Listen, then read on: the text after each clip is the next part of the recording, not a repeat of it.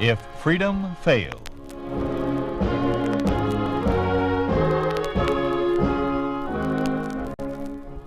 We'd like to take you on a visit to a town that doesn't exist. A town we call Springfield, USA. We'd like to show you how things would be in any American town if communism took over. To illustrate what happens to a man of the arts under a communist regime, Gregory Peck plays the part of Charles Reed in A Matter of Fact.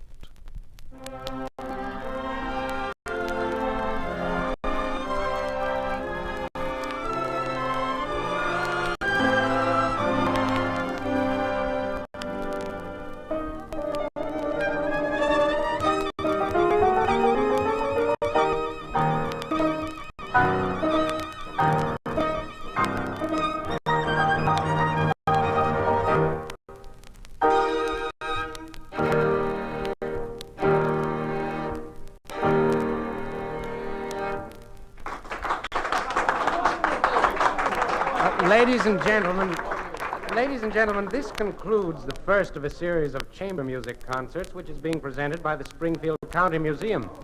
Today's artists were the Musart Piano Quartet. Future concerts will include the American Art Quartet, the Seidenberg and Rebner Piano Team, the Lillian Stubner Trio, and the Kempinski String Quartet. I hope to see you all here again next Sunday at 3 p.m. Thank you and good afternoon. Oh, good afternoon, Mrs. Havenscourt. Enjoy the program? I thought it was simply superb. Magnificent. I just wanted to tell you how much I enjoyed it. Such melody, such music. Well, thank you very much, Mrs. Havenscourt, and I'm sure our future programs will be equally as good. Oh, here's Mr. Reed. Afternoon, chap. Afternoon, Jim. Nice program. Thank you. Well, this is Mrs. Havenscourt. I'd like you to meet Mr. Reed, the director of the Springfield Museum. How do you do? Oh, I'm so happy to know you. You're all doing such wonderful work bringing all this culture to Springfield. No, we're happy if our efforts please you. Goodness knows this is one place the communists haven't tried to interfere with. Everything else in town has to be supervised. Well, do forgive me if I run off. I must talk with you again sometime. Good day. Goodbye. There's appreciation of art for you. That woman knows nothing about music, but she's been here for every series. Likes to talk about it to her friends, I guess. Well, that remark she made about the communists interfering, I'm afraid they've finally gotten around to us. Oh, no. What could they possibly find wrong with the museum? I'm having a meeting in my office tomorrow morning with the rest of the staff. I expect to have the complete directive by then. Well, I don't see what they could possibly want with us. Everything in the museum is... Well, it just is. We'll know more about it tomorrow. Oh, how about coming over for dinner tonight? Oh, thanks a lot, but not tonight. I'm booked. Grace? Who else? Tell Stella I said hello anyhow. See you in your office tomorrow. I'm curious to know about our new directive.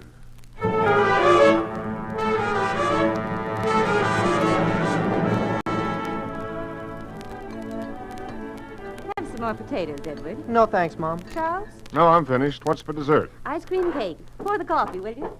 Say, Dad, I heard you and Mom talking about some new directives for the museum. What are they going to do? Oh, I don't know, son. I'm getting the full information in the morning.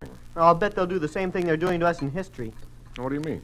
Remember that history book you gave me? The one you used in college? Yes. Well, every year when we get our new history text, the facts go farther and farther from what your book says. It's a little confusing. Here we are. Pass me your plate. Well, what is it that confuses you? Well, for example, World War II. I want to read something to you that we were studying today. I'll go get my book. Poor boy.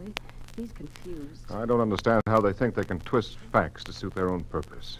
Do they think people will believe them? Well, look at Edward. All he knows about the war is what he learns in school or what we tell him.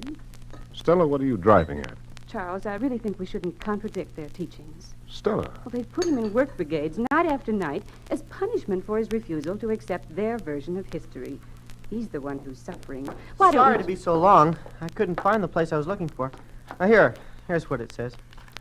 Only the heroic struggle of the Soviet armed forces, which fought fascist Germany single-handed, made it possible for them, without any outside help, to completely smash the Hitler war machine and liberate Europe from the German fascist invaders. Well, doesn't it say anything about a little help from us by means of an invasion?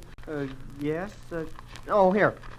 The main objectives of the landings by the English and Americans was not so much to defeat the Germans as to forestall the complete liberation of Western Europe by the Soviets.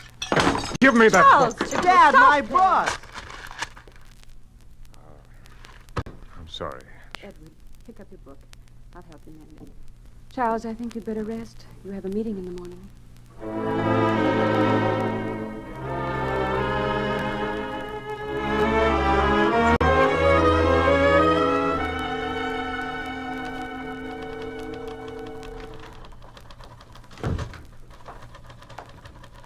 Oh, good morning, Margaret.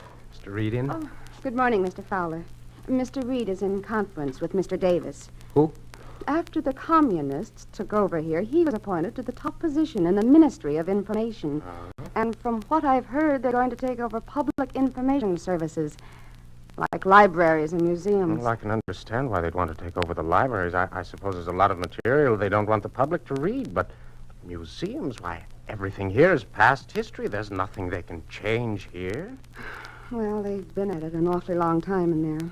You want me to find out if Mr. Reed can see you? No, the meeting of the department heads starts in 10 minutes. I just wanted to see if he was ready. You might as well sit down. No telling how long they'll be there. I don't exactly know how I'm going to break this to my staff. These regulations are quite radical. Nevertheless, they will be made. They are important. That is why I came here personally to present them. In the future, a member of the ministry will make periodic checks to see that you do not deviate. I see.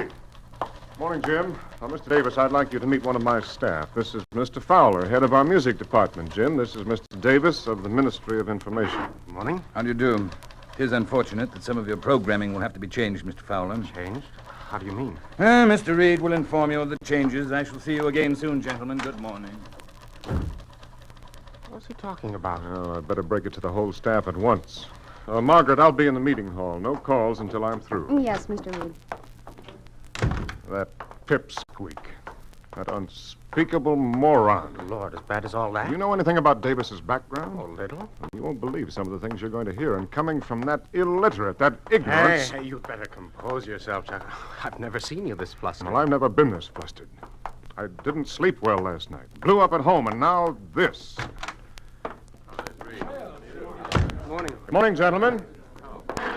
Please be seated. Gentlemen, I suggest you prepare yourselves for a shock. Or rather, several shocks.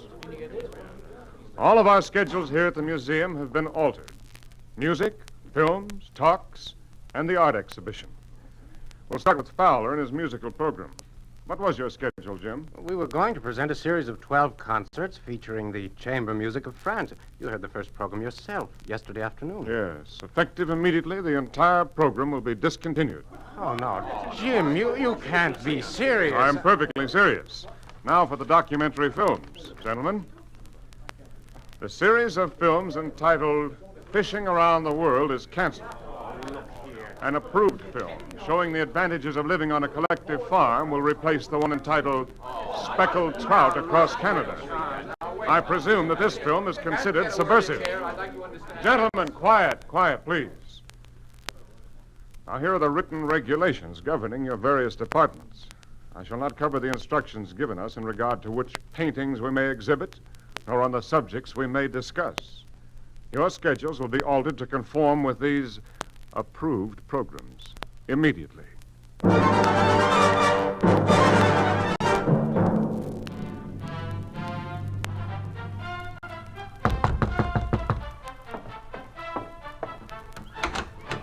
Oh, come in, Fred. Oh, excuse me, Jim. I didn't know you were using the room. That's all right. You needn't go. Now, wait till I turn this down a little. There, that's better. Didn't realize how loud I had it. Yeah, it's nice. What is it? Some of the approved music. Shostakovich. Oh, it sounds okay. Oh, sure, but how can I put this kind of stuff on in our music rooms? It needs a symphony orchestra, and all the chamber music that's any good is on the kaput list. You can't use it. I'm having the same trouble with films. I'm going to ask Reed if we can discontinue the series entirely. Mr. Fowler, Mr. Taylor, would you step out into the hall, please? Oh, Mr. Reed, I wanted to talk to you. My schedule of films, it seems that... Oh. Yes. Go on, Mr. Taylor. I'm sorry. I didn't know you were with Mr. Reed. It wasn't anything. Mr. Davis wants us to accompany him. Please, on, I'd like to hear what Mr. Taylor has to say about his film. Well, I I wanted to ask if we could discontinue the series. Doesn't the subject matter appeal to you, Mr. Taylor? It isn't exactly that. It's, just that the attendance has fallen off. It hardly seems worthwhile. Nevertheless, you will continue to show them. And I suggest that you publicize them a little more than you've been doing. That may increase the attendance somewhat. I shall be happy to comply with any instructions issued by the director, Mr. Reed. After all, it is his prerogative to determine Mr. what... Taylor, I should like to remind you that the cultural activities in this city fall under the Ministry of Information, and I am in charge of that department. Mr. Reed serves only to transmit orders from my office. Now, just a minute, Mr. Davis. I am director of this museum. I don't intend to be a mere figurehead. I am not interested in your intentions. I shall remind you of one thing. If there is any further deviation from the orders issued by the ministry, you may be even less than a figurehead. No, I did not come here to argue with you. Just opened a new exhibit, I understand. Yes, we have. It's pottery and porcelain from various ages. That's the one. I wish to see it. All of you will please accompany me.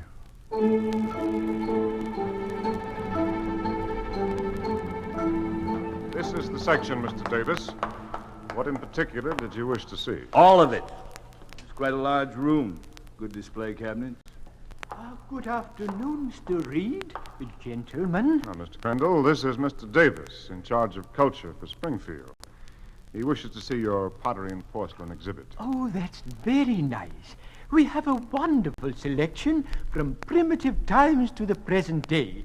Now, where would you like to start? It all looks the same to me. This place reminds me of a novelty store. Oh, but surely you're not serious, Mr. Davis. Well, now, let's start right here with the decorated pottery of ancient Greece and Italy. Now, this one on the lower shelf is a Roman crater or mixing bowl. It bears the design of the seasons and dates back to the 1st century before Christ. Fine, but I do not have time for you to describe every piece. Let's move more quickly. Oh, well, now, over here we have English porcelain, and here we see some early Chinese pottery sculpture. Notice the horse from the Tang Dynasty and the rare blue glaze. That's enough. Let's get on with it. But Mr. Davis, you're hardly looking at any of the art objects. Why do you keep looking at the walls and ceiling? I was thinking that it is a shame to waste such good storage space. Mr. Davis. Mr. Crandall, I don't think that Mr. Davis cares to see any more. On the contrary, I find it quite interesting. Do go on, Mr. Crandall. Oh, well, yes. Now, right here, here is our prize exhibit. You mean that flop art? Mr. Davis, this is a 14th century Syrian vase. Notice the metallic luster and the beautiful blue glaze. And unlock the case, Mr. Crandall. Sir? I'd like to take a closer look. Well, Mr. Reed, I don't think... Unlock the case. Do as he says, Mr. Crandall. Why, yes, of course. Now, please, Mr. Davis, don't take it off the shelf. You might... Now, what is so wonderful about a piece of dishware? Dishware? Why, for years this was in the Victoria and Albert Museum. We have received hundreds of requests to display it. Now, if you will only look closely at the... How clumsy of me. You did that on purpose. Mr. Reed, I want all of this junk moved out of here. We're going to move the public library in this section of the museum. And, of course, we shall no longer need the services of Mr. Crandall. He's dismissed.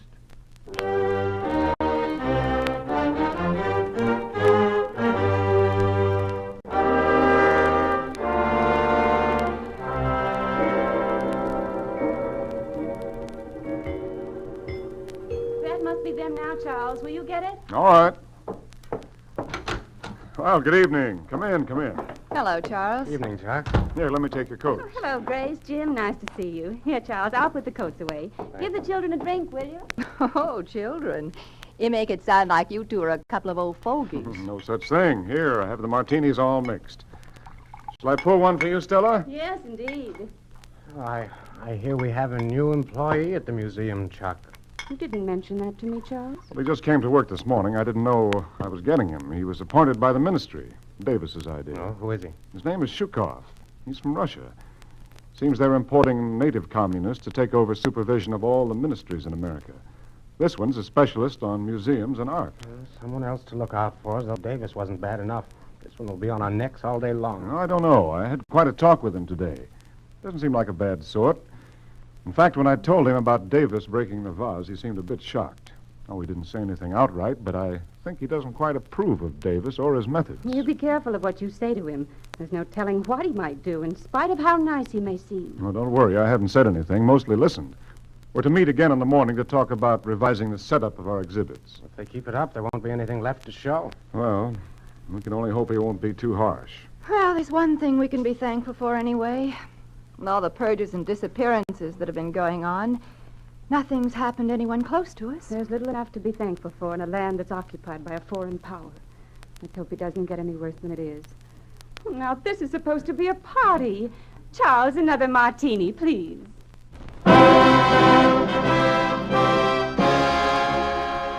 You are listening to A Matter of Fact, starring Gregory Peck. A story of the way things could be if communism took over. A picture of what life would be like under a communist regime in an ordinary American town. A town we call Springfield, USA.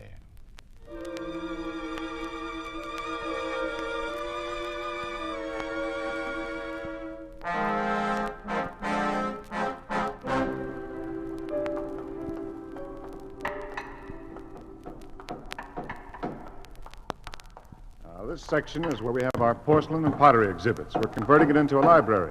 Another of Mr. Davis's innovations. It seems to be a rather small area for a library. And Mr. Davis tells us that our library will be considerably thinned out by the time it's ready to move in. I see. I have enjoyed immensely this tour of your building. Well, this is all of it. Huh? Well, then I wonder if I might speak to you alone, Mr. Reed. Surely. Oh, Jim Davis is coming in this afternoon to look over our exhibits on inventions. I wonder if you'd mind checking there to see if everything's in order? Oh, sure, be glad. Now, let's step into Crandall's old office, get away from this noise. I have a slight headache. Oh, sorry. Hope it's nothing serious. No, I don't know. I've been having them for some time. Please sit down. Thank you. Chairs are a bit dusty. Now, what did you wish to speak to me about? Mr. Reed, some of what I say to you here, I will say at great risk to myself, although I have no notorious revelations to make. You are an intelligent man, and you have a deep appreciation of the arts. Well, thank you, but what... In Russia, I held a position similar to that which you hold here. And in Russia, the communists did the same things they are doing here.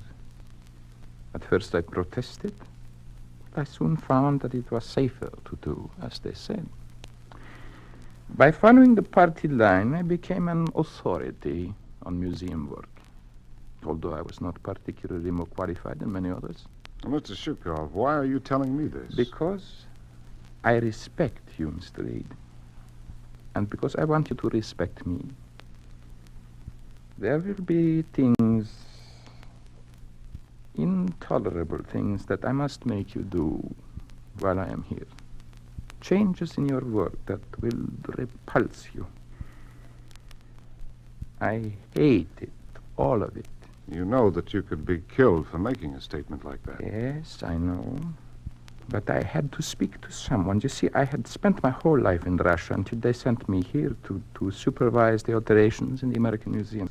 Always I had heard about how freedom of expression was denied to the American people. What caused you to change your mind? I have been impressed by the truthfulness of your museums. There, as they should be, houses of truth in which there can be no place for falsification and counterfeits, things that true scholarship cannot tolerate. No, so far, we haven't had to falsify anything. Ah, but you will. I don't understand. What is there in a museum that you can make false? Everything here is simply a matter of fact. You can't change facts. You would be surprised at some of the facts that communism can change. In fact, you may witness the alteration of some facts this very afternoon when Mr. Davis arrives.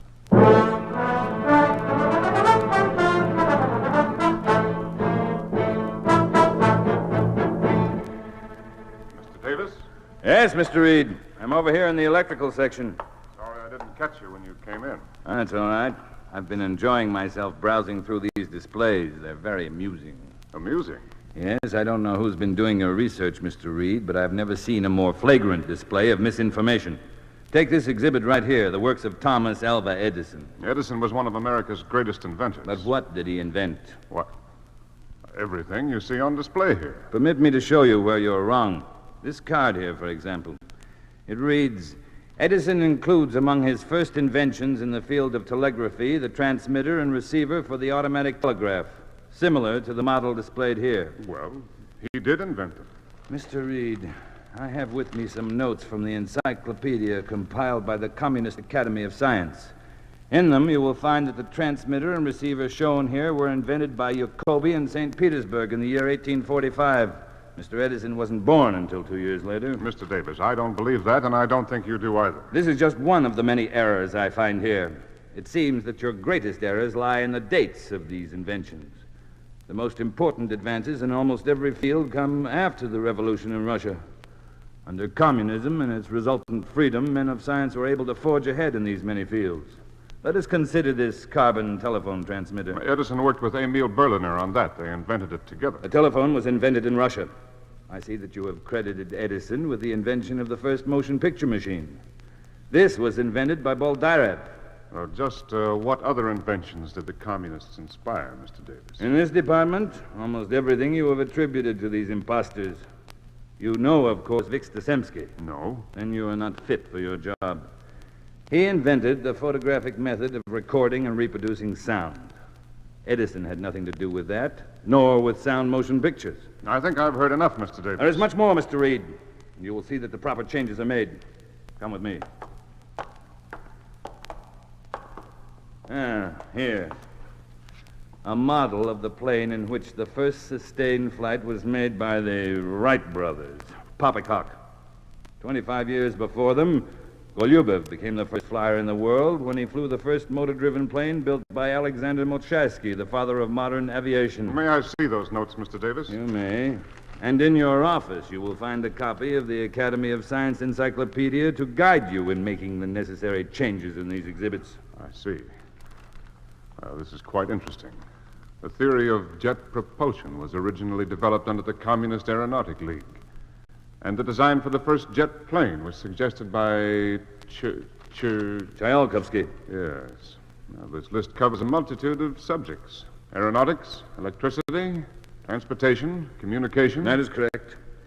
Please see that the guide cards are changed in accordance with the Academy Encyclopedia so that proper credit is given for all these works. Is that all? Yes, that is all. Oh, yes. The bust of Benjamin Franklin in the main hallway. You wish to have the bust removed? Oh, yes. Franklin's experiments in electricity were stolen from early Russian scientists. You knew this all along? Why, of course. His statue will be removed immediately. Not removed. Destroyed. Oh, destroyed, of course. Like this. Control yourself, Mr. Reed. You will need those notes. You serve no purpose by tearing them up. Now, let us play safe. Let us destroy all photographs and paintings and statues and books. Burn them! I don't think that will be necessary. Just a certain few which we find are not in keeping. And the names of the artists will be removed from our paintings, and we'll add the name of some communists. Mr. Reed, you've been working too hard. A little rest will do you What of our painting in the lobby? One of Adam and Eve. Shall we have it removed? Or has it been established by the ministry that they, too, were communists? Don't get excited. Oh, I have an even better idea. Why don't we just tear down the whole museum, Mr. Davis? This model of the telephone. Edison didn't invent this. Tear down and destroy. Where did communism begin its work of alteration, Mr. Davis? Wasn't it with the churches? All the churches have been closed or destroyed. Like this. What about the symbols of religion? What about God, Mr. Davis? You destroyed the statues and paintings of Jesus Christ himself. And freedom. What have you done to freedom? You've torn it from the people. You've ripped the heart and soul out of every freedom-loving country on earth. Ripped the heart out as you ripped fine factories. Destroy. Destroy as you destroy a fragile piece of valuable pottery. Like you've destroyed every semblance of decency. Like you've destroyed human rights and religion and freedom. Destroyed every vestige of decency and honor and faith and life.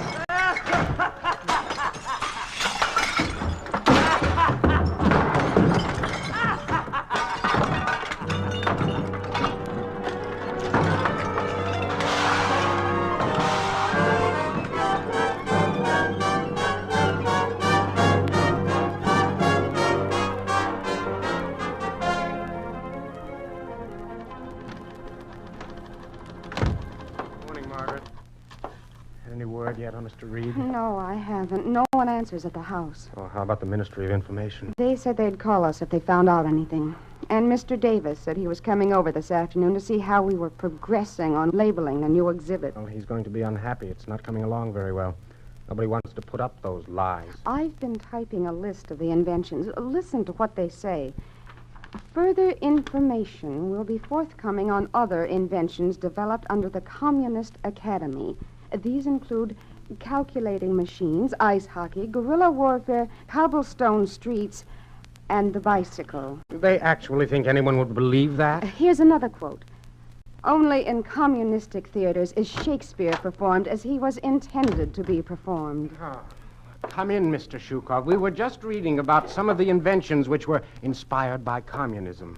It's rather ridiculous, aren't they? Oh, Mr. Shukov, that's a strange thing for you to say. Not so strange. Being careful is a waste of time. You see, some days ago I had several long talks with Mr. Reed. He knows how I feel about this sacrilege. Then you don't follow this line? No, I never have. But it was necessary to appear to be doing so in order to survive. Still, it isn't wise to air these opinions so freely. What difference does it make? The communists have altered the laws of nature to suit themselves. They have made a mockery of history. What good is accomplished when one must go through life wearing blinders, seeing only half-truths? Mr. Reed felt that way, too. Yes. But he won't have to cope with the evils of communism anymore. Why not? He's insane.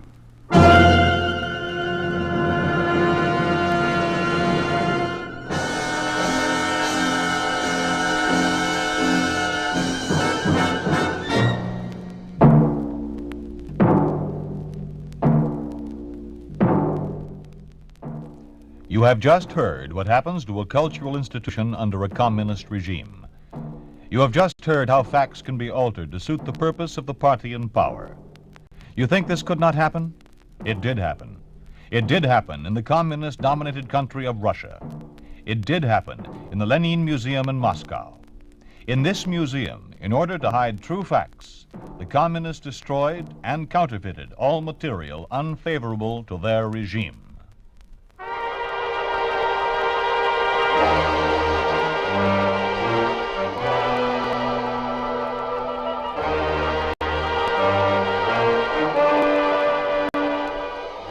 You have been listening to If Freedom Failed, starring Gregory Peck as Charles Reed in A Matter of Fact, with Raymond Burr featured as Davis.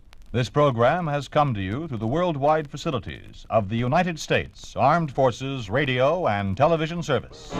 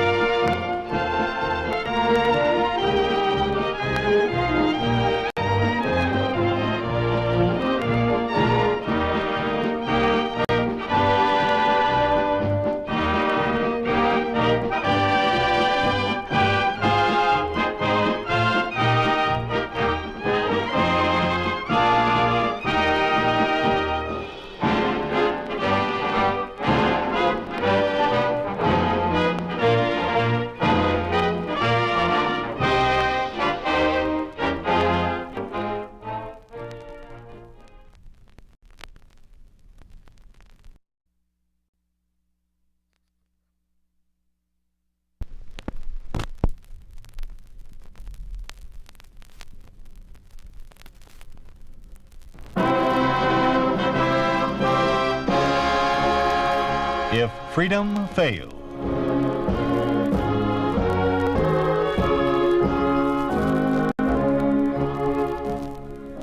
We'd like to take you on a visit to a town that doesn't exist, a town we call Springfield, USA.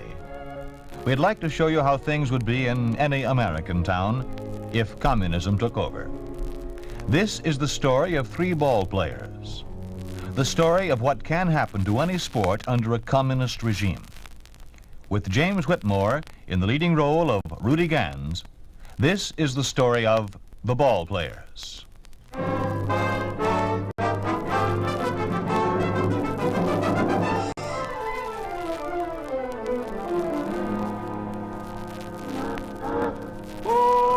So that was Springfield, huh? Yeah, that was it. What league did you say they played in? Midwestern League. Never heard of it. Any of you guys ever hear of it? I never heard of it. You see, nobody else never heard of it neither. What is it, some kind of a sandlot league? Sandlot? How could it be Sandlot? It's where I come from. That's just what I was getting at, Rudy. I don't see what's so funny about that. Come to think of it, Rudy, I once heard of a pitcher in that league, name of Chillicothe Brown. That don't sound like no name to me. I never heard of no one named Chillicothe. Wasn't his name, boy. It was the place he came from. It was a nickname like Casey's. Now do you get it? No, and I never did get that thing about Casey either. If he comes from Kansas City, then why do they call him Casey? It seems to me they call him Kansas City. Speaking of the devil, here I am.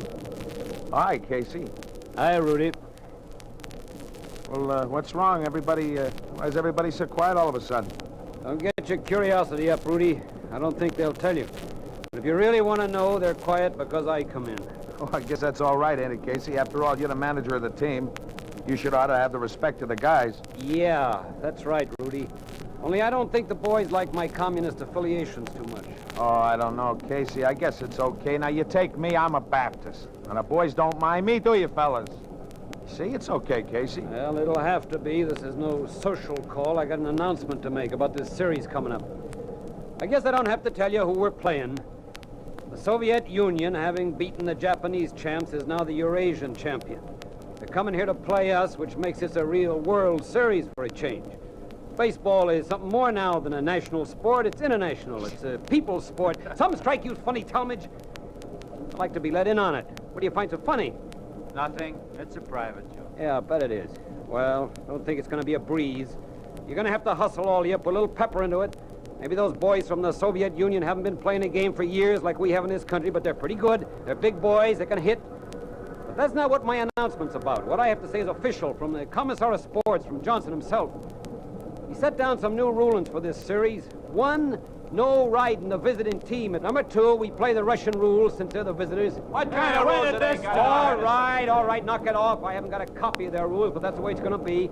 Their rules can't be that different, and the chances are they're no different at all. Number 3, they furnish the umpires. Anything else, Comrade Casey?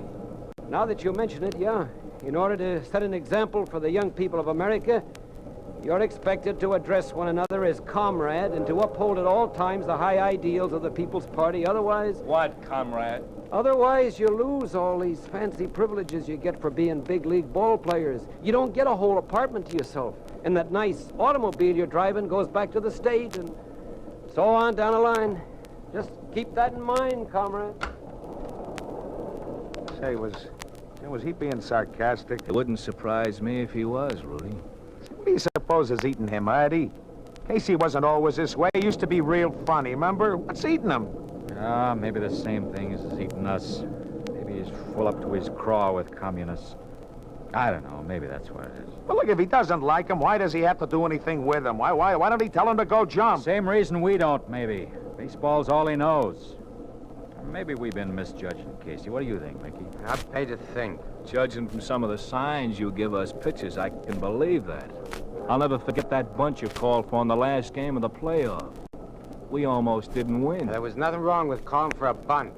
If you didn't feel your position like a washerwoman, that man never would have got on. You pitchers are all alike. You got an excuse for everything. If it isn't a sore arm, it's because you didn't get to warm up good. Or the fielders didn't back you up. Or the ball just happened to hit the bat and went over for a base hit. All the time excuses when the truth is... Yeah, the truth is what? Hey, call it off. Call it off. Keep out of this, Eddie. Keep out of this.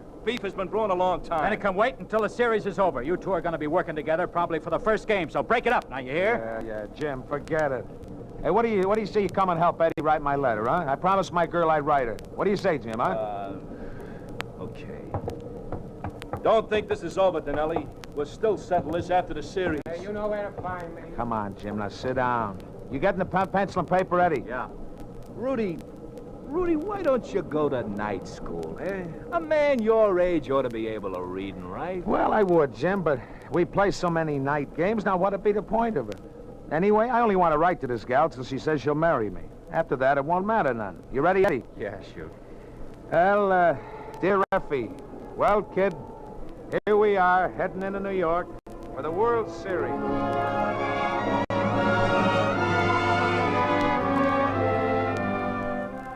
Dear Effie, I'm writing this letter from the hotel, the one I told you we'd be staying at during the series. I'm sorry it took me so long to answer your letter, kid, but you know how it is, getting ready for a series and then all the excitement during the first game. And what a game that was, Effie. I sure wish you could have been here, kid. Of course, I didn't get the pitch, but Jim did. And he really blanked them Russians. You should have seen their faces. I guess they didn't expect to get blanked like that. They was all kinds of arguing going on all afternoon. First they'd argue with the umps, then the umps would argue with Mickey. Oh, he's the catcher, you remember. And then Mickey would argue with Jim. Well, I don't know what's going on between them two. Say, Eddie, hey, what was they arguing about anyhow? Well, I didn't get a chance to talk to Jim about it, but best I could tell, it was about how Jim was pitching him. I guess he didn't agree on what Mickey was calling for. Hey, you want to write any more? Oh, yeah. Well, let's see now. I think maybe I'll get to pitch the next game, Effie. Hi, Jim. Hi. Where you been, boy? I've been worried about you. I had a meeting with Casey. What about? About the game today. I'm suspended for the series. Also, $50 fine. What? What for? For not throwing them the way the catcher signed them. Well, you blanked him, buddy. You're crazy. I don't know. Sometimes I think maybe I am. You know, I just don't get it. Casey, for instance. All the time he's bawling me out, he's the one that looks guilty, not me. It's like someone else is making him do all this. But who? Maybe Mickey. Ah, how could it be Mickey? He's just a catcher. Yeah. Hey, there's your phone, Rudy. Huh? Aren't you going to answer it? Oh, yeah. Hello? Yeah, this is Rudy. Oh, hi, Mickey. Yeah. How I? Huh? Sure, if you want to. Oh? Yeah, okay. All right. He says he wants to talk to me in private. Huh. Well, what do you want to talk to me in private for? Well, you're probably pitching tomorrow. Maybe he wants to talk the game over with you. Oh, yeah, I guess that's it. Say, you fellas mind waiting in one of your rooms? No, come on, Jim. Call us when he leaves. Huh? Yeah. Rudy, if you shake hands with him, count your fingers afterwards. Oh, yeah.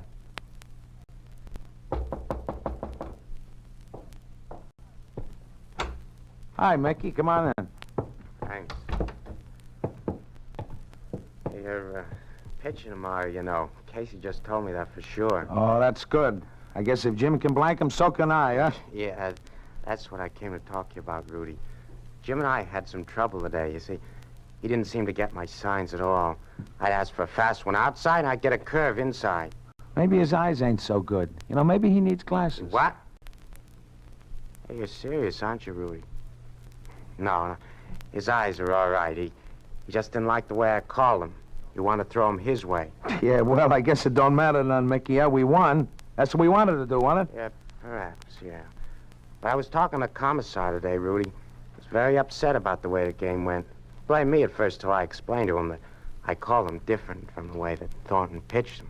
So when we got that straightened out, he said to me that he hoped I'd have an understanding with you, Rudy. He said he hoped you'd pitch him the way that I called him. He said he was sure you would because he knew you really liked to play ball. He said he thought you had quite a future, even though you're a southpaw, Rudy. Said it wouldn't surprise him if you went a long way. Gee, that was nice of him. I didn't even think he knew who I was. After all, I just come from the Midwestern League. He knows, Rudy. He's been watching you see. So I hope you won't disappoint him, Rudy, because he's a funny guy, the Commissar. One day he likes you fine, but you cross him up or disappoint him, and he changes. Just like that. All of a sudden, you're suspended, and next thing you know, you're working in a labor battalion. Like I said, he's a funny guy, that Commissar. Like a woman. Just don't know how you stand with him, unless, of course, You do like he wants you to. Yeah. Well, that's all I wanted to talk to you about, Rudy. Just wanted you to know that you're pitching tomorrow for sure. Yeah, well, thanks, Mickey. I appreciate it.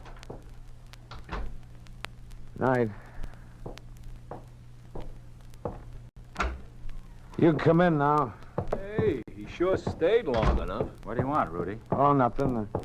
You just want to tell me I'll be pitching the next game? Nothing else? No. How about finishing my letter, huh? Yeah, sure. What else you want to tell her? Oh, well, I guess you can tell her I'm going to pitch the next one. But just kind of drop it in. All right, boy. Look, you don't have to be so down on the mouth about it. I thought you were just itching to get at them Soviets. Oh, sure. Well, show a little spirit, boy. A little spirit. You're going to lick 'em, aren't you? Sure. Now, you can tell her that I'm going to do the best I can.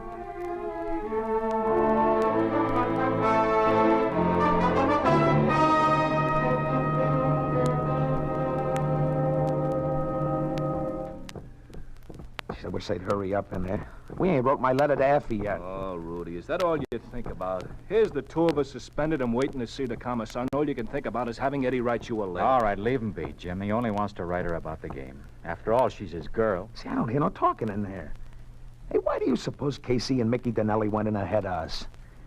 I guess Mickey's telling him, the commissar, how I didn't pitch him the way he signed for, huh? But I was all set to, you understand? But when I got on that mound, I began to wind up. Something come over me, and I throwed him like I seen him. Oh, hi, Casey. Come on in, boys. Shut the door, please. Yes, sir. I believe this is the first time we've met. For your information, my name is Johnson. You may have heard of me. I'm Commissar of Sports. Now, let me see. You there. Who, me? Yes, you. You're Talmadge, I suppose. I'll take odds you're Talmadge. You might lose. No, you fit the description too well. I knew before you came in here that if anyone was to shake his head disapprovingly, it would be you. Yeah? How'd you know that, Commissar? Because I'm Commissar of Sports and have to know these things. You're all alike, you big strapping athletes that have just a smidgen of mentality. The Thorntons and the Rudy Ganses don't much trouble me. But you semi-intelligent brutes, you do. I don't get this. What's he talking about? It isn't important, Rudy. And don't let that other thing bother you. What other thing? The fact that you want to haul off and sock me. How did you know? Because, as I said before, I'm Commissar of Sports and have to know these things. That's why I'm not worried about you three lads, in spite of what's happened. You mean the games? The games? Yeah. Us not pitching them the way Donnelly signed for. Well, I wasn't particularly pleased with your behavior, but that wasn't what I was referring to. Now, I mean this. These charges and allegations concerning you three. We can't see him from here, Commissar. What are they? Well, I won't bore you with reading them in toto, but they mostly concern some very nasty business about a payoff. What kind of payoff? Who pays off to who? That's right, Talmadge. I knew I could count on you to get us right down to the core of the matter. I like you better all the time. According to these charges, certain gambling elements have paid off you three lads to throw the series. That's a lie. Of course it is. There, Casey, you see? What did I tell you? It's a lie. Of course it is. You're darn tootin' it's a lie. If we was gonna throw the series, would we have won 2 games like we did? No, I expect not. But then, according to these charges, you wouldn't have begun to throw the series until the 3rd game. That would be your game, Talmadge. And you must admit that would be the clever way to do it. Wouldn't it, Talmadge? I don't know what you're talking about. What are you driving at? All this shilly-shallying and sweet talk makes me nervous. Now, what's it all about? You do get excited, don't you, Talmadge? I've told you all there is. The details are here with proof. It's another Black Sox scandal. Statements of witnesses, canceled checks, confessions from the gamblers involved. Even a note written by Rudy implicating the 3 of you. It was a big mistake, Talmadge. You're not watching Rudy closer. Here, look for yourself. I am, Commissar. Only I think somebody else made the mistake. This note isn't in my handwriting. But naturally not. It's Rudy's. It isn't funny, Rudy. It is from where we're standing, Commissar. Rudy here, he can't even write X's backwards. Eddie writes all his letters for him. Everybody knows that. What? I'm sorry, Commissar. I would have told you, only I never figured... Shut up, Donnelly! What are you smirking at, Casey? Get out, both of you! Get out! Get out!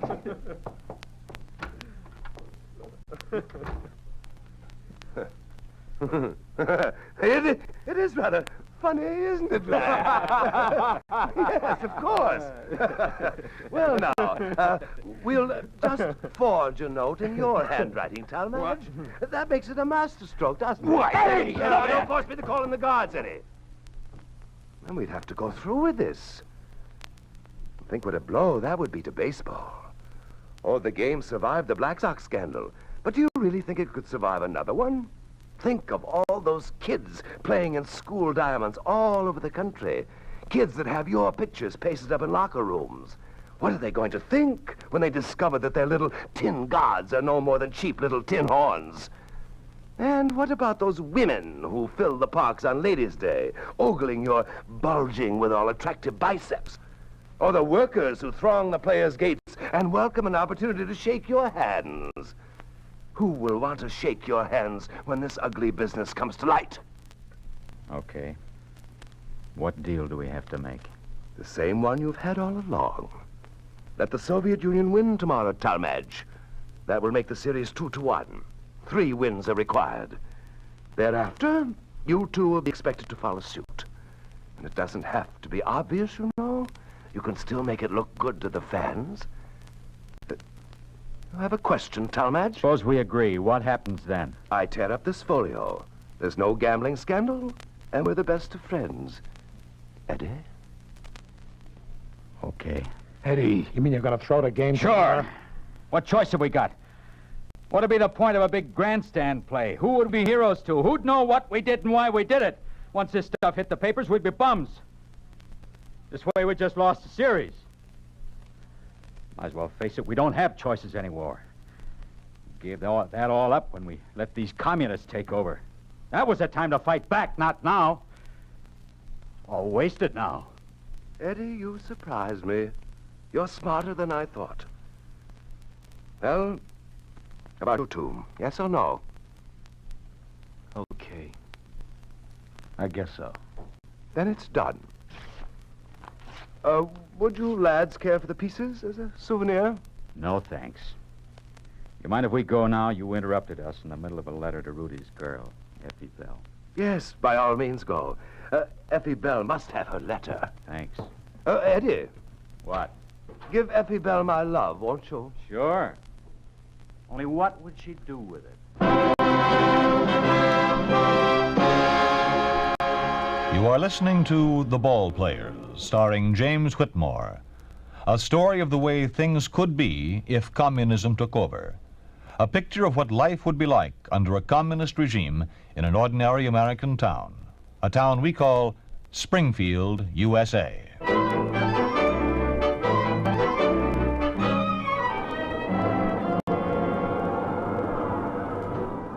Jim. Yeah, Rudy, what do you want? I just wondering if maybe you'd write my letter to Effie. What?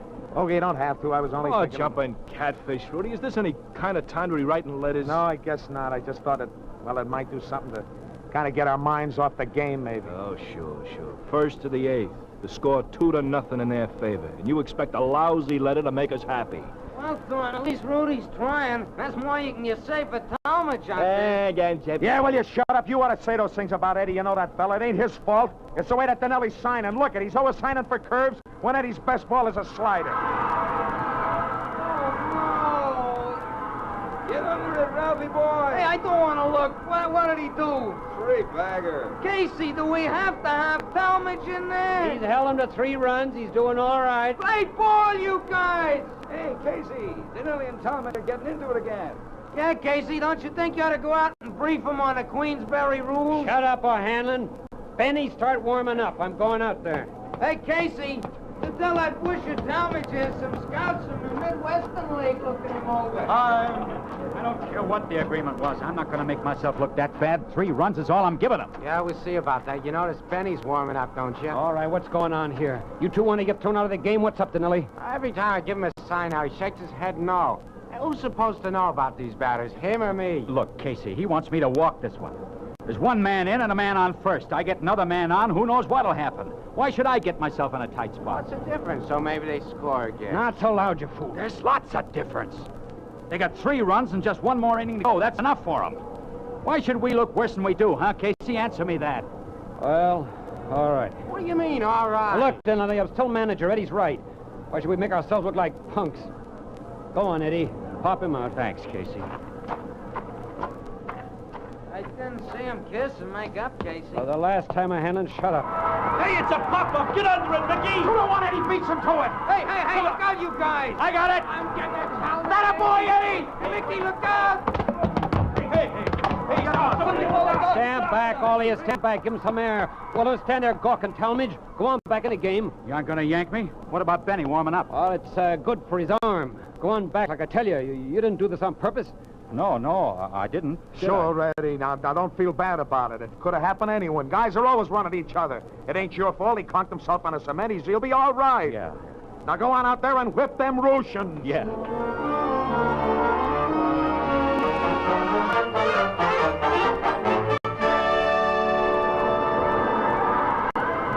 Hey, we're really rolling now, huh, guys? That's 3 men on. Boy, I wish I could get in that lineup. I got that dumb Russian's number. When that curveball of him begins to break before it leaves his hand.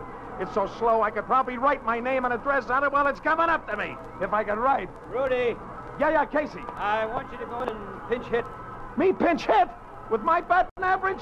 You're not yanking Eddie, are you? No, you're going in for the third baseman, just to pinch hit. Come on, let's get out there. Well, okay, but I can't promise you I'll lambaste it. I don't want you to, Rudy. All I want is a bunt, a nice bunt. What? But it don't make no sense, Casey, to go in and bunt when the bases is loaded. When did they appoint you manager of this team, Rudy? You just go in and bunt, like I tell you.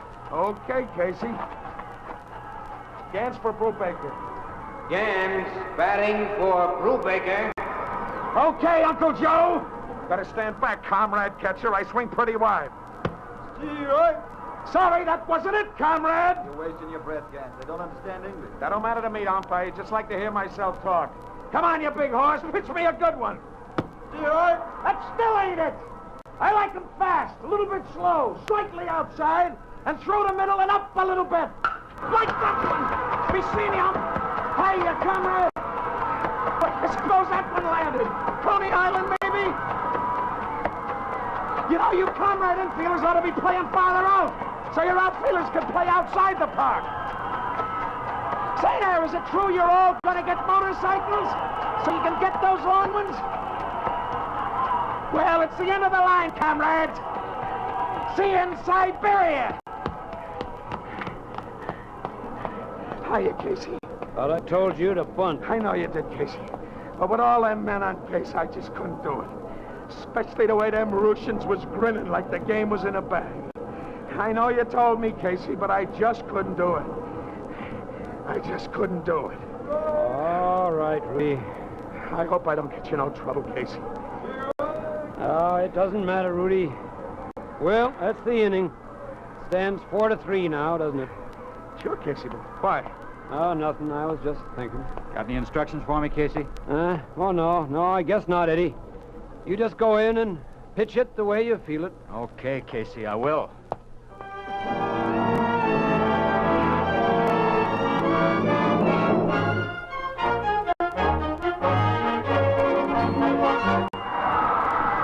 Strikeout! That a boy, Eddie! That's whipping him!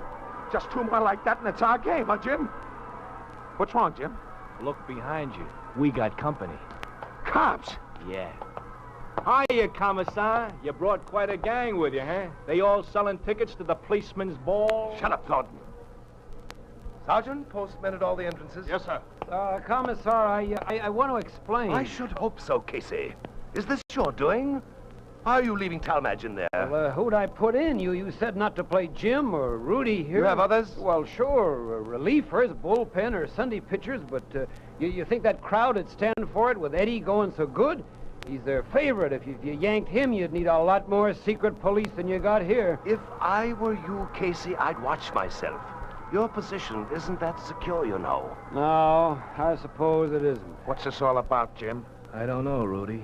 But if you still want to ride to Effie, I think maybe we better do it now. If you know what I mean. Oh, yeah. Yeah, I guess maybe we better. Well, another strikeout! Did you see that, Jim? Yeah, I saw it. I'm all set, Rudy. Oh, yeah, sure. Well, dear Effie, this is going to be a short one. But I wanted you to know something. I don't know how to write, Effie. Or read, even. Rudy, you sure you want to tell her that? Yeah, now just put it down, please, Jen, like I say. Okay, Rudy. Someone else been writing these letters for me. But I didn't mean nothing by it, kid, honest. I was just doing it so's I could lead up to asking you a certain question. But, well, who knows, kid, what's gonna happen. Ha-ha! Rudy, he did it! We win, boy! It's our series! Yeah, it's our series. It's our series, all right, Effie. But I guess you'll read all about it in the papers. So long, kid. Is that all, Rudy? Yeah, I guess so. Well, Commissar, it's over, ain't it? I'm afraid it is, Gans. Casey, clear the rest of the team out of here. I want to have some words with your pitching staff.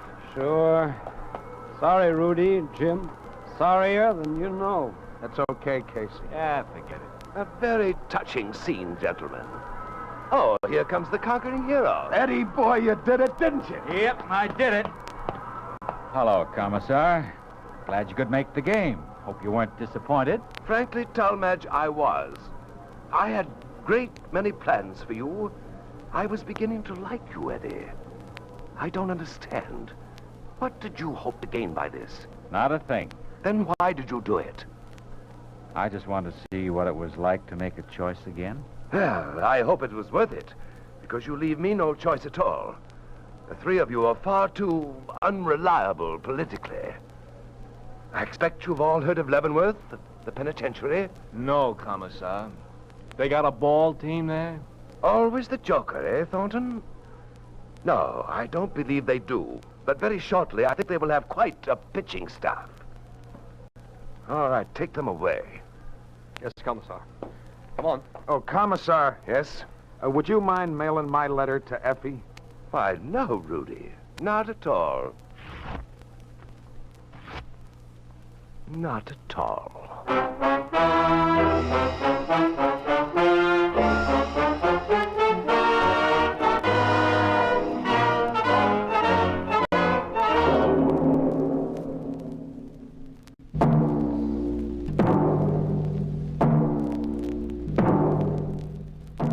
You have just heard what happens to an athlete under a communist regime. You have just heard what would happen to any American athlete if communism took over. You think this could not happen? It did happen to the forward line of a world champion amateur hockey team. It did happen to three Czechoslovak athletes, Vladimir Zabrodsky, Stanislav Konopashek, Václav Rosinak. These three athletes were arrested and thrown into prison for being politically unreliable.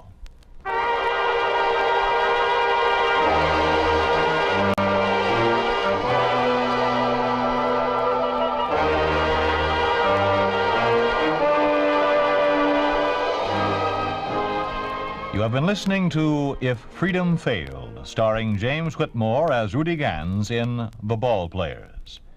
The Ball Players was written for If Freedom Failed by John Vlahos, produced and directed by Robert M. Young.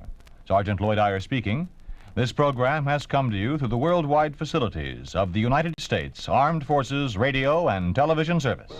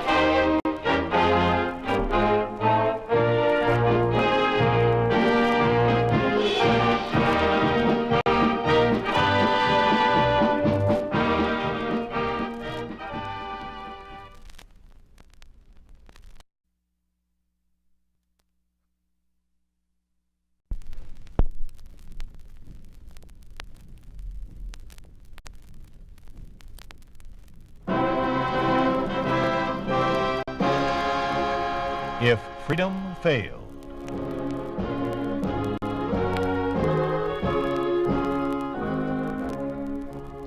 We'd like to take you on a visit to a town that doesn't exist.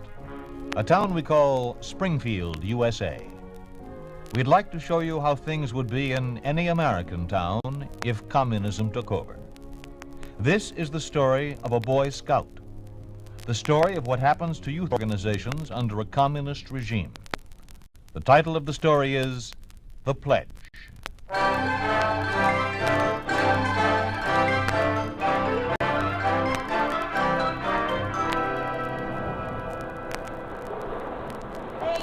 Gene, look at me. I'm looking, Paul. Now look at this side. My atom bomb special. Yahoo!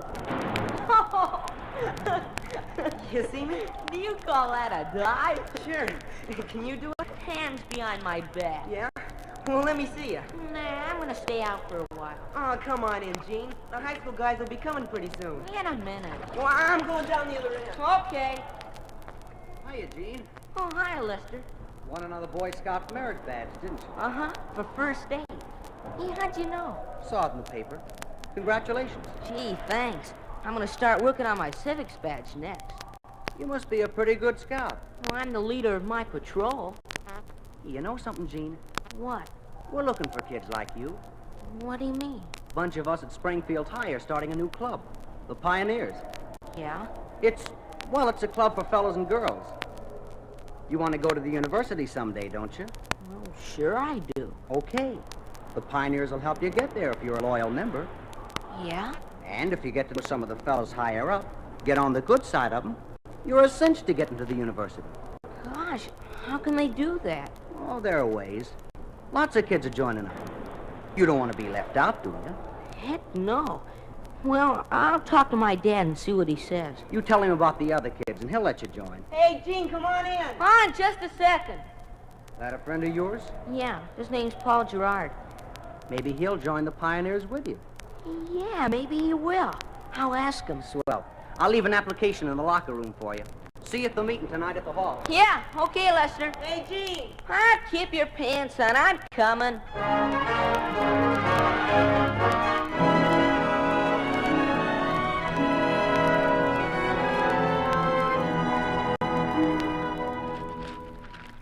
Well, son, how'd it go today? Okay. Paul and me went swimming over at the high school for a while. Have fun? Yeah. Oh, I saw Lester Parker over there. Parker? Uh-huh. He said he read all about me in the paper. What did he want? He asked me to join a club the fellows in Springfield High are starting. Oh, what kind of a club? Oh, I don't know, but it's got a keen name. The Pioneers. Gene, He gave me an application for you to sign. I got to get your permission, Dad. I'm not so sure I want you to join the club, Gene. Huh? But why? The Parkers are all loyal members of the Communist Party. All you have to do is sign the application. Gene, don't you understand? I don't want you to join the Pioneers. Won't you let me join the Boy Scouts? That's different. Why? Because everything the Boy Scouts stand for is different. Well, that's that for another day. Oh, my. What serious faces? What's going on? Dad won't let me join the Pioneers. What's that? Something to do with your Boy Scouts? Well, why can't he join, Ben?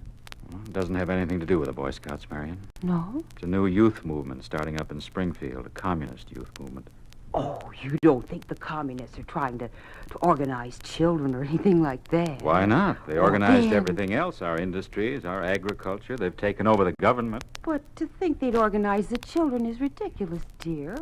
Well, can you tell me what harm a bunch of 12 and 13-year-olds could do? They'll think up some way for the kids to work for the party. Darling, I know how disturbed you've been since they took over. Everybody has. But as long as we can't fight it, why shouldn't we accept it? You joined the party. Yes, so you and Jean could go on living. And we are. Maybe not as well as we used to, and maybe we don't have as much freedom as we used to, but we have food and clothes, and you have a job. Yes, I still have a job. So, as long as you're already a member of the party, I can't see any harm in letting Jean join this whatever it is they call it. Pioneers, Oh, Mom. yes. They go camping and hiking, and they even have dances. There's nothing wrong in that, is there? Well, it sounds all right, but... Oh, I don't know. You've seen how they do things, Marion. Why should this be different? Well, darling, there's one way to find out. Let Gene give it a try. Then if we decide it's not the right kind of organization for him to be in, why, he can drop out. Yeah. I have an idea he will anyhow, what with his scout activities and his school, but... Well, dear, it's up to you. You're the one to sign the application. Oh, please, Dad. Can't talk you out of it, can I don't want to be the only one who isn't a pioneer. I? Okay, I'll sign it.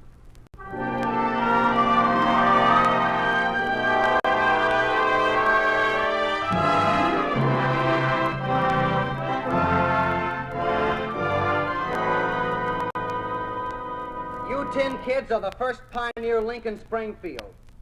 You and 4 other Links will take your orders from me. I will be your brigade leader. Your first order is to learn the Pioneer Law and remember it. Here it is. The Pioneer is true to the cause of the working class and to the laws of Lenin. The Pioneer is the younger brother and helper of the Communist Party. He is a comrade to the workers, children of the world. You will all learn it before the next meeting. Now you'll rise and repeat the pledge after me. I, a young pioneer of Soviet America. I, a young pioneer of Soviet America. In the presence of my comrades. In the presence of my comrades. Pledge that I will firmly defend the cause of Lenin and Stalin. Pledge that I will firmly defend the cause of Lenin and Stalin. The victory of communism. The victory of communism. I pledge to live and study in such a manner. I pledge to live and study in such a manner. As to become a worthy citizen of my country. As to become a worthy citizen of my country. For the struggle for the cause of Lenin, Stalin, be ready. Always be ready.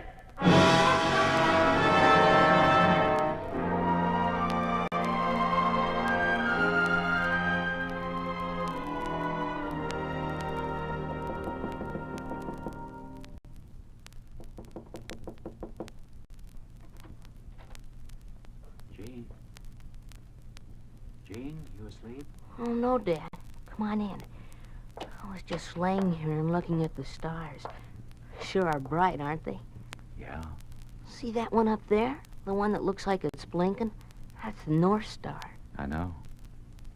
In the old sailing days, the captains steered their ships by watching the North Star. They did?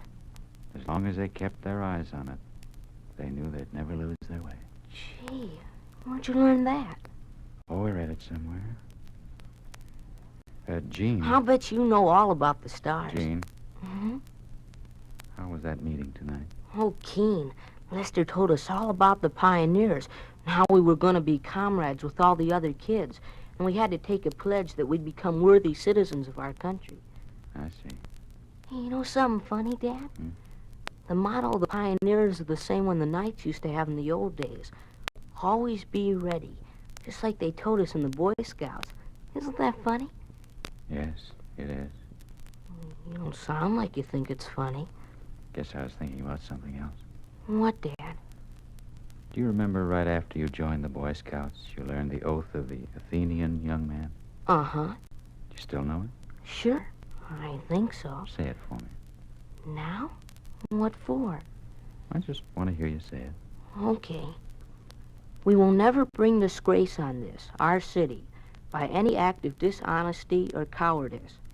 We will fight for the ideals and sacred things of the city, both alone and with many. We will revere and obey the city's laws, and will do our best to incite a like reverence and respect in those above us who are prone to annul them or set them at naught. We will strive increasingly to quicken the public sense of civic duty. Thus, in all these ways, we will transmit this city, not only not less, but greater, better, and more beautiful than it was transmitted to us. How's that? That's fine, son. Why did you want to hear me say it? I want to be sure you still remember it. And I don't want you ever to forget it. All right, Dad. Promise? Scout's honor. Now you better go to sleep. Good night, son. Oh, Dad, you shouldn't kiss me. Why not? You're my son, aren't you? Good night, Jane. Night, Dad.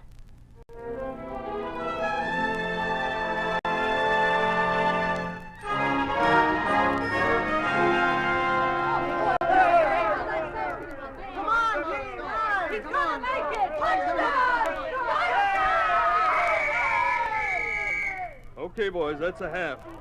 Say, that was a nice run, Eugene. You better sit down and take it easy. Okay. Oh, excuse me, Mr. Hanna. There's Paul Gerard. Hey, Paul, wait a sec. Eugene, second half in 5 minutes. I'll be right back, Mr. Hanna. Hi, Paul. Hi. Hey, what's your big hurry? Where you been the last couple of weeks? What do you mean? I've been around. How come you never come over anymore? Well, I had a lot of things to do around the house. Where were you last Saturday? I wanted you to go to the Pioneer meeting with me. I was busy. And besides, I told you before I can't go. Golly, Paul, I sure wish you changed your mind about joining. Hey, why don't you talk to your dad again? I did. What'd he say? What you suppose he said? No, like he always does. Even when I told him everybody I know is joining, he said no. He says he'd rather see me be playing all by myself than joining the Pioneers with all the other kids. He says the Pioneers are all a bunch of communists, and fellas like Lester Parker are training the other kids to forget they're Americans and be a red-nose like he is. He also says there's some of us who haven't forgot this used to be a free country. Did your father really say all that? Yeah. Gee. Oh, gee, Paul, don't get sore. Well, I will if I want to. Here comes that Lester Parker. Why don't you go play with him? Hey, wait a minute. Don't go away, man. Hey, Paul. Oh, heck. Why do you have to get so sore? Just because his father won't let him join. Hiya, Gene. Oh, hi, Lester. What's the matter? Oh, nothing. Paul's mad at me, that's all. I saw him talking to you. What's he mad about? Oh, just because his father won't let him be a pioneer. He gets sore. Doesn't have to get sore at me, does he? I didn't do nothing. Why won't his father let him join? Well, I don't know. He says the pioneers are a bunch of red-noses or something. They forgot this used to be a free country. Oh? Where does his father work? He's foreman of the Springfield Dye and Tool Works. He's our scoutmaster, too. He is, huh? Yeah. What you want to know for? Oh, nothing special. Just wondered.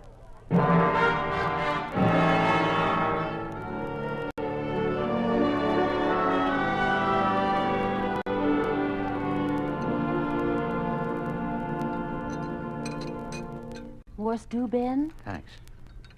Oh, what'd you do at school today, Jean? We played football. Did Paul Gerard play with you? Paul. I tried to get him to join the Pioneers with me, but he wouldn't do it. Just because his father says they're a bunch of red-noses. What does he know about it anyhow? Maybe that explains something. What's that, Ben? Frank Gerard was fired today. Fired? Why? What do you mean, why? As long as Commissar Chase is plant manager, he doesn't give reasons for firing anybody. But Frank was foreman. What difference does that make?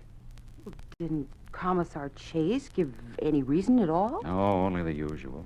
It had been brought to his attention that Frank had expressed thoughts contrary to those of the party. Oh, that's terrible. Frank Gerard, of all people. Who reported him? Oh, you never find out things like that. Well, do you think it's someone at the plant? I doubt it. Frank has enough sense not to say anything when he's surrounded by a bunch of communist informers. Well, then who could... Must have been someone else, a friend of Frank's, someone he trusts. Oh. Or maybe Paul heard him say something against the communists and innocently told it to someone else who has a communist connection. Oh, Jean, what's the matter with you? Nothing. Want to break that plate? No, it just slipped. The knife, I mean. Oh, dear. Who can that be right in the middle of dinner? Jean, go see who that is. Okay, then, sure. I don't know why people have to ring your bell just when a person's eating. You know, I never saw it to fail. Wonder what's wrong with Jean. Wrong? See the way he jumped up from the table? Ordinarily, we have to talk to him 2 or 3 times before he leaves. Well, the doorbell rang. Yes, I know that. I wonder who it is. Jean, who is it? Mrs. Gerard.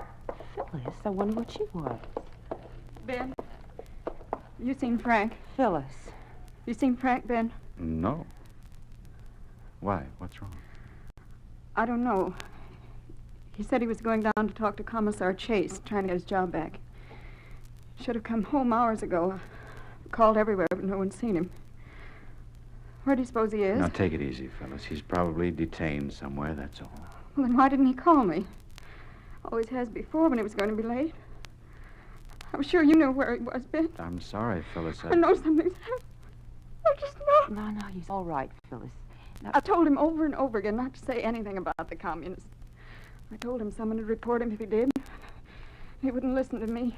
He hates them so. Look, dear, come here. Sit here. Now let me get you a cup of coffee. He only joined the party because there was no other way out. He never really believed. Oh, Mary! No, dear, please. Ben, can't you go out and see if you can find him? Where would I look? Phyllis said... Oh.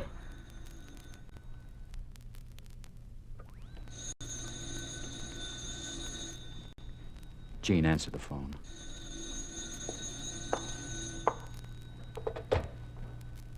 Hello? Oh, hi, Paul. What are you crying about? Marion, no. Yeah, she's here. Just a sec. It's Paul, Mrs. Gerard. He's crying. Let me talk to him. Paul? What is it?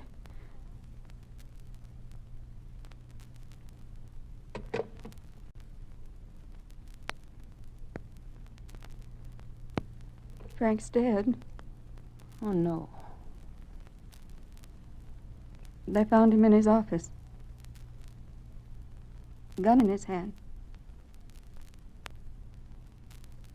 Frank's dead. Marion, you better go with her. Yes, dear. Come on, Phyllis. I'll take you home.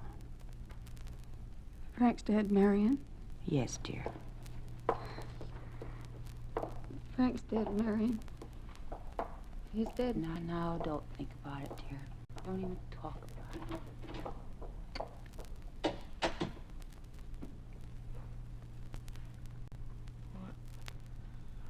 I'll see you later, Dad. Jane. I have some homework. Jane! Yes, Dad? Sit down. But, Dad, I want to talk to you. Yes, sir. Mr. Gerard is dead, Jean. Yes, sir. I don't know whether he killed himself or someone else did it, but he's dead. Do you know why? No. Because somebody talked to the wrong person. Now, do you know anyone who could have done that? No, Dad. Think, Jean. Are you sure? I'm sure. A scout is trustworthy, Jean. I didn't lie to you, Dad. I don't know anything about why Mr. Gerard's dead.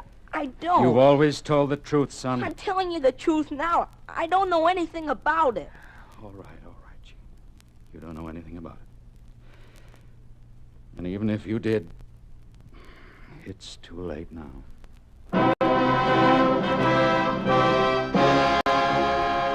You are listening to The Pledge, a story of the way things could be if communism took over.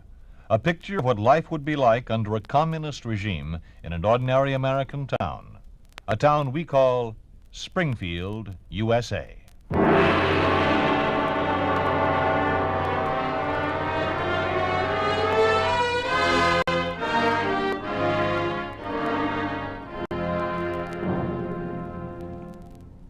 And so it is, my friends, that we have gathered here to pay our final respects to Frank Edward Gerard, who has left behind him a myriad of friends. Frank Gerard was a man of unblemished character. He was a good provider. He was a loving husband, a kind and understanding father. He never faltered in his duty to his family, his friends, himself. Those of us who knew him personally suffer a great loss with his passing, and it is with sorrowful hearts that we are now gathered to return the earthly remains of Frank Gerard whence they came. Let us pray.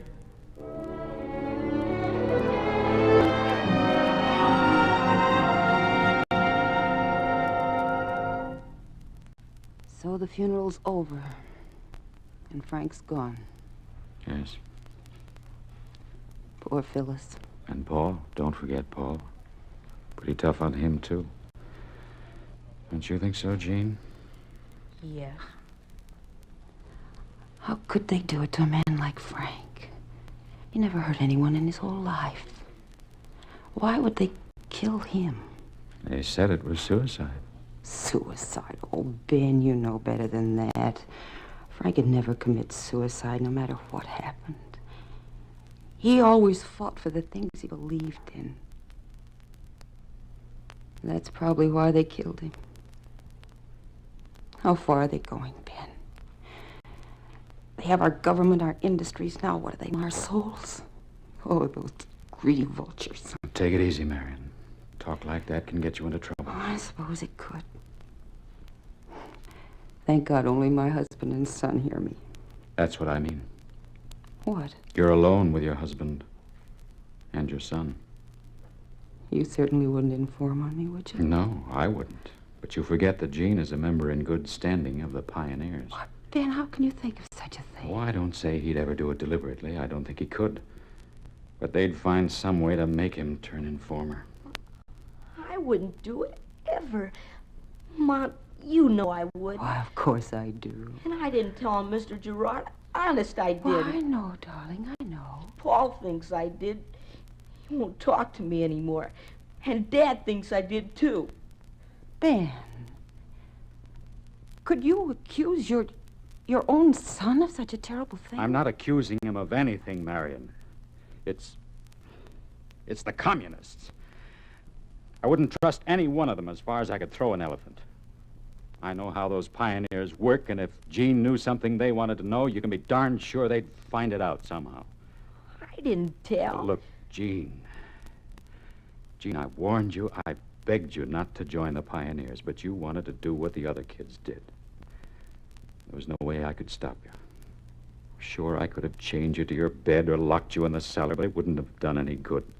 Your mother insisted that I let you get it out of your system. Oh, but I didn't know. Nothing's sacred to them, son. They'll praise you, make you think you're a wonderful guy until you're not only betraying your friends' families, but your own. Oh, now, Ben. I couldn't do anything like that. I couldn't.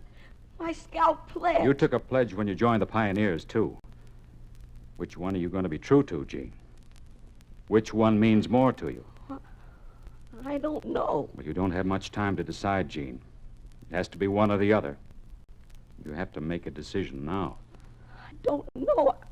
I don't know. Ben, wait. You're confusing the child. Gene, when's the next Pioneer meeting? Tonight. All right, go to it. And be a man. Stand up and tell them you're quitting. Remember, a scout has the courage to face danger in spite of fear. This is your chance to prove yourself. Oh, dear, I don't think he should go out tonight. There's a storm coming up. This is a lot more important than a storm, Marion. It's Gene's whole future. Tonight he'll know in which direction he's going. And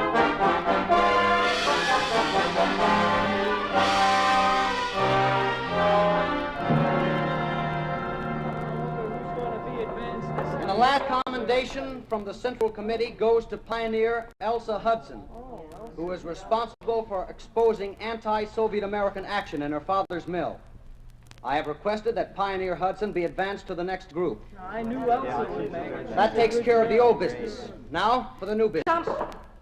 Comrade Parker, Yes, Comrade Morrison? I want to ask you a question. Go ahead. I want to know why you made me tell you about Mr. Gerard. No special reason. Did you know he's dead? Well, sure I do. So what? He's dead because I told on him. He's dead because he knew he was an enemy of the people, and he committed suicide. He didn't commit suicide. Somebody killed him and made it look like he committed suicide. And he wasn't an enemy of the people. He was a good man. Why, a scoutmaster couldn't be anybody's enemy. Yeah? What's so wonderful about being a scout? Everything is. Scouts are loyal and kind and trustworthy. No. Scouts don't snitch on people, and they're worthy citizens of their country. Only loyal pioneers are worthy citizens of their country. Scouts wouldn't bring disgrace on their city by being dishonest or a coward. Forget about the Boy Scouts. Your duty is to defend the victory of communism. My duty is to God my country. There isn't any God. God's a fairy tale.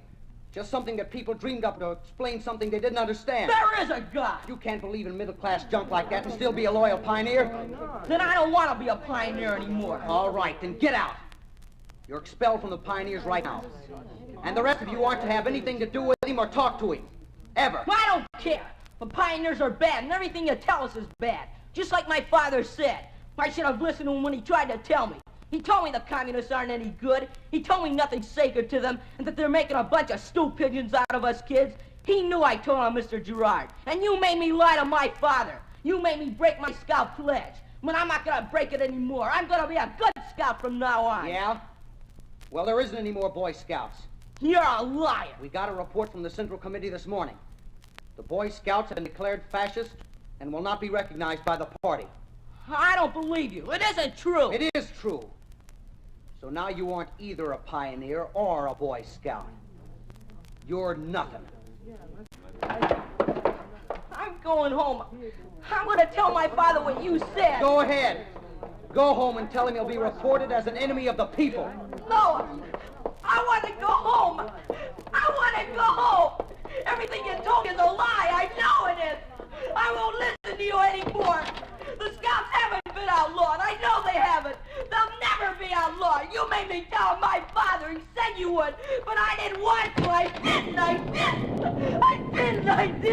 didn't! Now they'll kill him too! I want my father! Gene, wait! I want my father! Gene! Gene, it's Dad. What's wrong? Oh, Dad. They threw me out of the club. That's all right, son. Lester said there wasn't any more Boy Scouts. He said there wasn't any God. Come on, son. We're going home. And he made me tell on you, Dad. I didn't want to, but he made me do it. And now they'll kill you, just like they did Mr. Gerard. No, son, I don't think they'll kill me.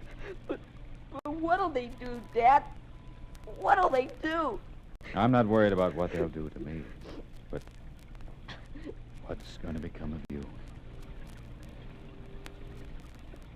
That's right. What's gonna become of me?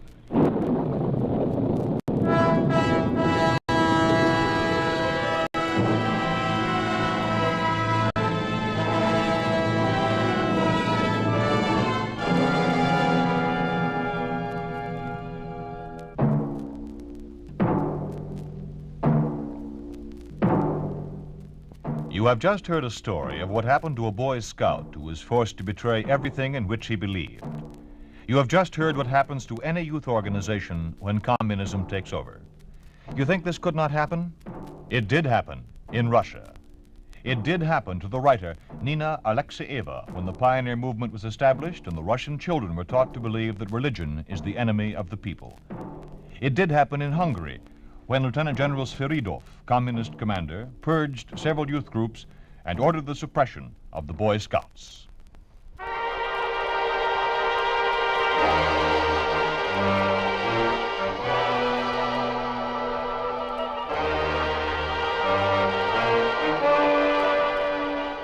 You have been listening to If Freedom Failed, starring Jeffrey Silver as Gene Morrison in The Pledge. Whitfield Connor was Ben, and Ann Morrison was Marion. Others in the cast were Jimmy Ogg, Joel Nestler, Peggy Weber, Joel Davis, Richard Monahan, Joe Cranston, Joe Granby, and Lamont Johnson. Music was composed by John Hicks, with musical direction by Michelle Perrier. The Pledge was written for If Freedom Failed by Milt Kahn, produced and directed by Robert M. Young. Sergeant Lloyd Iyer speaking. This program has come to you through the worldwide facilities of the United States Armed Forces Radio and Television Service.